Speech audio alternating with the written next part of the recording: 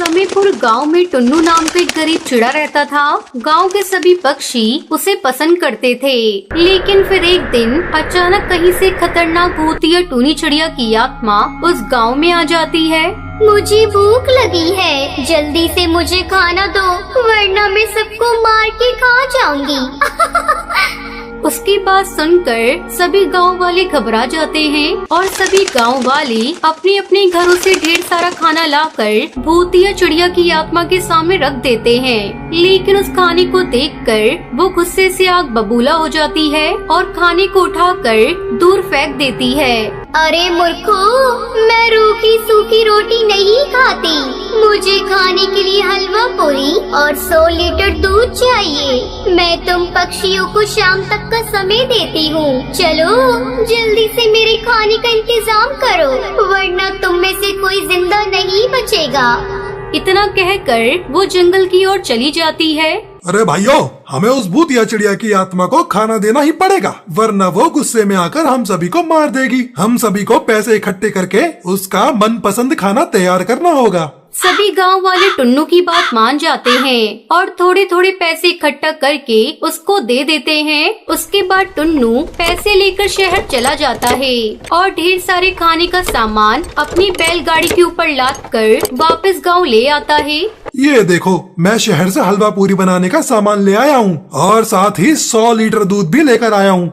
उसके बाद सभी गांव वाले हलवा पूरी बनाकर तैयार कर देते हैं। थोड़ी देर में शाम हो जाती है और भूतिया टूनी चिड़िया की आत्मा गांव में आ जाती है। गांव वाले उसके सामने हलवा पूरी और एक बड़े से बर्तन में दूध भर के रख देते हैं। ये देखकर वो बहुत खुश होती है और जल्दी से सारा खाना खा जाती है।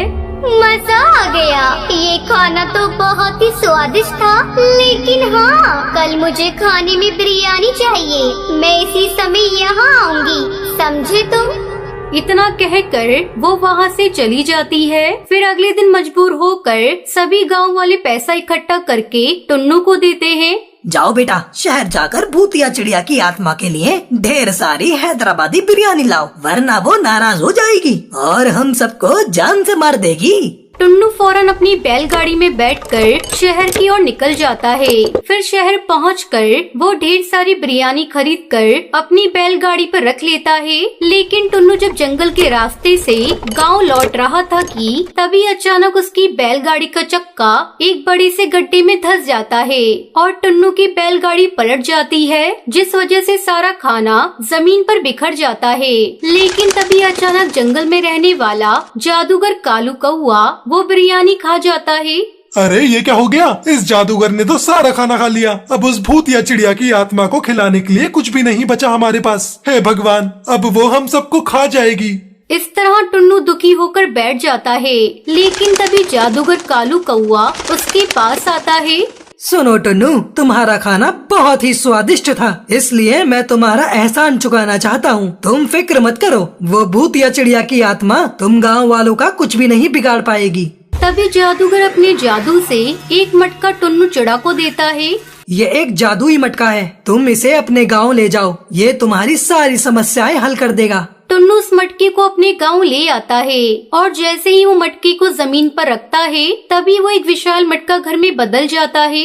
देखो, भूतिया टूनी चिड़िया की आत्मा के आने का समय हो गया है। चलो जल्दी से सभी इस मटका घर के अंदर चलो। इतना कहकर टुन्नू गांव वालों को लेकर उस मटका घर के अंदर चला जाता है। फिर थोड़ी ही देर में वहाँ भूतिया टूनी चिड़िया की आत्मा आ जाती है। तभी उसकी नजर उस जादुई मटका घर पर पड़ती है। अच्छा, तो तुम सब पक्षी इस मटके से बने घर के अंदर छुप कर बैठे हो। तभी टुन्नू उस मटका घर की खिड़की खोलकर कहता है, आज के बाद गांव वाले तुझे कभी खाना नहीं देंगे। अगर तू अपनी भलाई चाहती है तो यहाँ से भाग जा।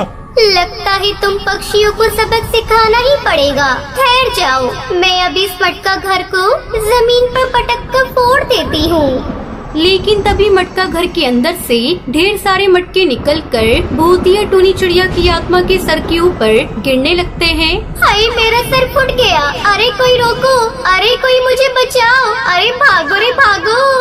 इस तरह भूतिया टोनी चिड़िया की आत्मा अपनी जान बचाकर वहाँ से भाग जाती है। उस दिन के बाद से उन गाँव वालों को कभी कोई परेशानी नहीं होती और वो सभी हंसी खुशी अपनी जिंदगी जीने लगते हैं।